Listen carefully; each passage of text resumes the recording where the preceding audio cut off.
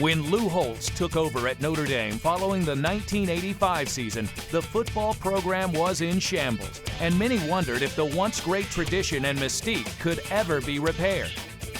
By the end of his third season, 1988, Notre Dame was a perfect 11-0 and ranked number 1. The Irish went to the Fiesta Bowl, where they would face another 11-0 team, the third-ranked Mountaineers of West Virginia. Notre Dame had already beaten number 1 Miami and number 2 USC. Adding a number 3 would secure the national championship. West Virginia was led by fleet-footed sophomore quarterback Major Harris. In the game's first series, he was hit by Michael Stonebreaker and injured his left shoulder.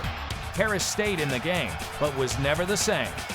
Harris was considered the game's biggest star, but Tony Rice had actually run for more yardage during the season. The Notre Dame quarterback showed his quickness in the first quarter with a 31-yarder which led to a field goal. It was also, at the time, the longest run from scrimmage in a bowl game in Notre Dame history. Rice saved his best passing day for his biggest game.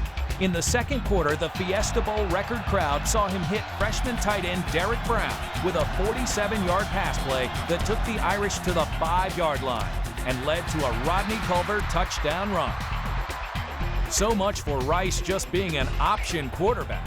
He connected with another freshman, Raheem Ismail, for a 29-yard touchdown that put the Irish up 23-3. But late in the third quarter, West Virginia had pulled within 26-13 and was driving to cut the lead to less than a touchdown when Frank Stamms and freshman defensive end Arnold Ale dumped Harris for what may have been the key play of the game. End of threat and essentially end of game. Rice's longest pass of the day went to Ricky Waters, a 57-yarder, setting up the final Irish touchdown. And that was one of Holtz's favorite calls, a play-action pass, Rice delivering with a nice touch to tight end Frank Jacobs. Rice only threw 11 passes, but the 7 completions were for a career-best 213 yards. Notre Dame won the game 34-21 and won the national championship. For Lou Holtz, doing that in his third season placed him in select company. But doing it from where he found this program elevated him to a place of Irish immortality.